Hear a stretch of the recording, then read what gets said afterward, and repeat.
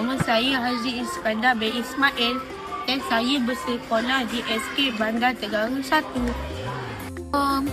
Nama saya Nazim bin Fadli. Assalamualaikum, nama saya Muhammad Faris bin Kasim. Nama saya Muhammad Firah bin Kasim. Nama saya Muhammad Zairul bin Fadli.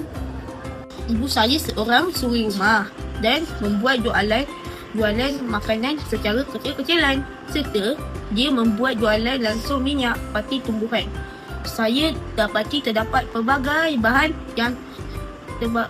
yang terhasil daripada jualan ibu saya seperti minyak masak terpakai, tempurung kelapa, rempah tumisan serta minyak pati tumbuhan yang telah tamat tempoh. Saya sering bercerita tentang keadaan ini kepada guru saya dan beliau bercadang untuk saya hasilkan satu bahan baru menggunakan bahan terpakai tersebut. Dengan pembacaan yang kami lakukan, kami telah mendapat idea untuk menghasilkan satu inovasi lilin yang diberi nama Kosa. Ialah kokonat bermaksud kelapa dan seambil daripada perkataan serai. Kosa merupakan lilin yang dicipta khusus untuk menghalang nyamuk serta lalat. Aroma serai yang diperoleh daripada minyak pati serai terpakai oleh terjadi bahan menghalang kedua-dua serangga berkenaan. Pati terpakai tamat tempoh. Jangan risau, minyak tersebut tak bahaya pun jika kita hidup kerana itu minyak tumbuhan asli.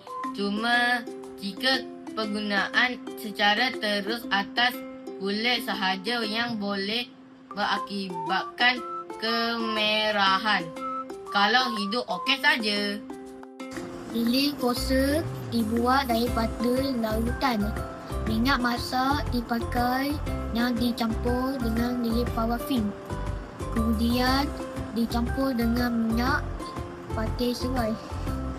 Lilin ini akan dituang ke dalam bekas campuran dan dihias dengan rempah tumis yang telah dikeringkan.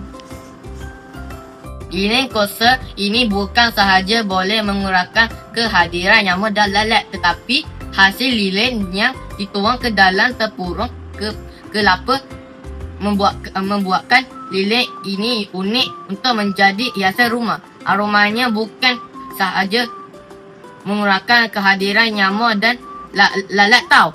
Bau serai yang harum juga boleh menyegarkan ruang rumah serta boleh dijadikan hadiah.